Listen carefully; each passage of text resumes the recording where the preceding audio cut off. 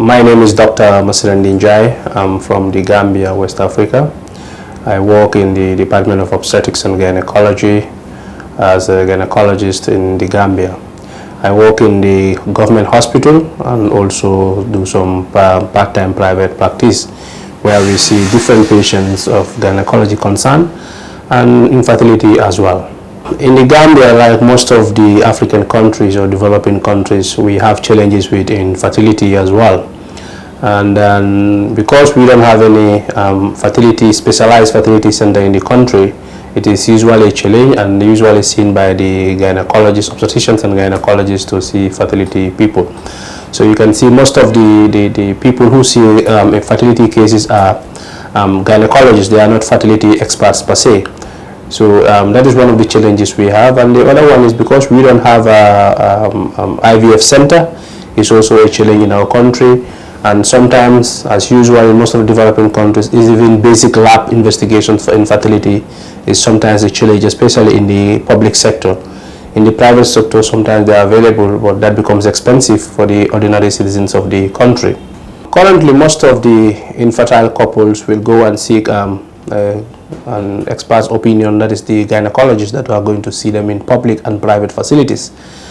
And then because of a lot of investigations, as I said, are not usually available, there is a lot of challenge concerning these people. But basically we do what is available at our level.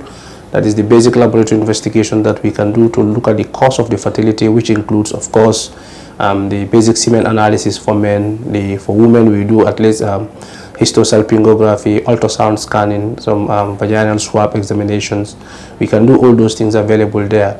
But if, example, the cause of the infertility is bilateral tubal occlusion, where we probably will need an IVF, this is definitely not possible in our country. So basically what we do when we try to do investigations for them, we usually do clomiphene induction for them. That's basically what we do at our level. Looking at the illiteracy statistics in the Gambia is very, very high. And most of the people are not even aware that there is IVF available worldwide, and surrogacy and all those things. Most of the people are not even aware of that. When they don't have child, they just believe that, well, it's the work of God, they cannot seek. The other thing is usually a financial challenge, because probably one course of IVF, which is probably cheaper in India, around $4,000 to $5,000, is going to be very difficult for most of the Gambians to afford. So you can see only very few of them will be able to have the financial muscle to go outside to do IVF to support themselves. Actually, like Gambia, like most of the developing countries, there's a lot of social stigma attached to infertility. I mean, we have seen situations when women are divorced because they don't have a child, when women are neglected, abandoned, sent away because they don't have a child. And when you are married in a family and you don't have a child, you have a pressure from all sides, from the husband's side and from your family side. Everybody, at some point people think you are a witch or you are a bad woman, that is why you don't have a child. So it is really a very, very big problem, and there's a lot of social stigma attached to it. I remember one of our patients we saw couldn't have a child with the husband, and she had a lot of attack and violence attack from social attacks from the husband's side. And then when I met them and counseled them very well, said, this could be both male and female problem. It's better we look at where the problem is. And unfortunately, when we checked them, the man has complete azoospermia. That was a very interesting case. And then eventually the problem was with the man, and they divorced. When they divorced, this woman went and married somewhere, and now already she's having the second child from that married. So we can see in my country, everybody thinks when the woman is not pregnant is the problem with the woman, but actually it could be the man, it could be the woman. And these are something that we're trying to do a lot of advocacy to see that men should also come forward, to help their women and do these fertility investigations.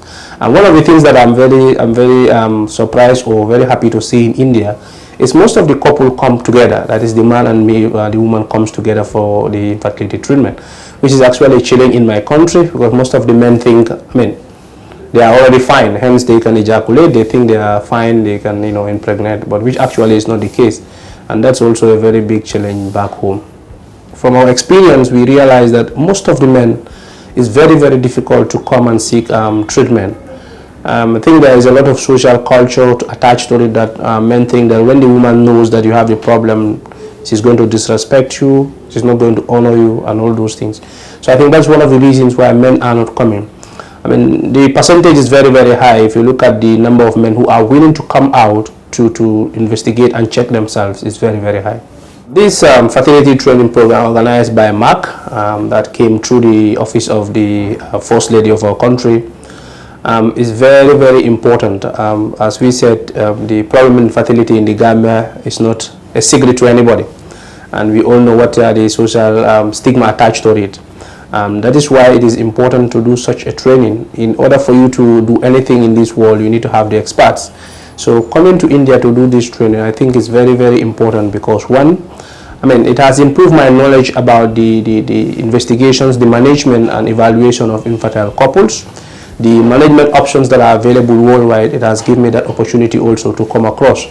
And I think when I go back home, we'll start from there. The basic things that we have learned here, we'll try to do a lot of things back home, and the things that are not there, we'll try to improvise.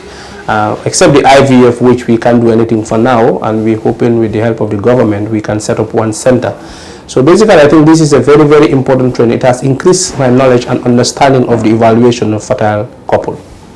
Well, if you look at it in my country at the government level, there is no IVF center per se, and there is no commitment center to say this is dedicated to infertility. As I said, it is a very important training for us, because in anything that you want to do, you want to have the human resources first. Those are the experts.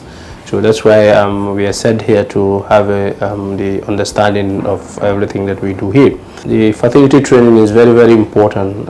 In anything you want to do, you need the human resource first. And that is why capacity building becomes very important. From here, it has already improved our knowledge of evaluation of infertile couple, and even the management of infertile couple really has improved. And based on that, we're trying to implement a lot of things that we learn from here back home when we go home. My advice to everybody who is coming here is just to make sure that you are very serious with the training, especially the first 3 weeks of lectures, which are very, very important. You need to have the theoretical knowledge before you do the practicals. So my advice to them is, when they come, let them be very, very serious with the theoretical knowledge, and then the practical also, they'll be serious about it. And I think you will learn a lot of them. We have learned a lot of things here. When we go back, immediately what we're going to do, we're trying to make sure that we set up a place specifically dedicated to infertility, so that basic evaluations, investigations can be done, and then we also try to improve on the management options that are available. We have learned some options that probably we have not been doing back home, but after learning them here, we have realized they are not very difficult to do, and then back home we'll start to do them there as well. Finally, we want to thank Merck Foundation very, very much, because probably without their help we would not have this opportunity. And then we want to thank the First Ladies Foundation back home, which helped us through the Merck Foundation to come to this program. And I think we will thank Merck Foundation very well. On behalf of the government and people of the Gambia, we want to thank Merck Foundation very, very well.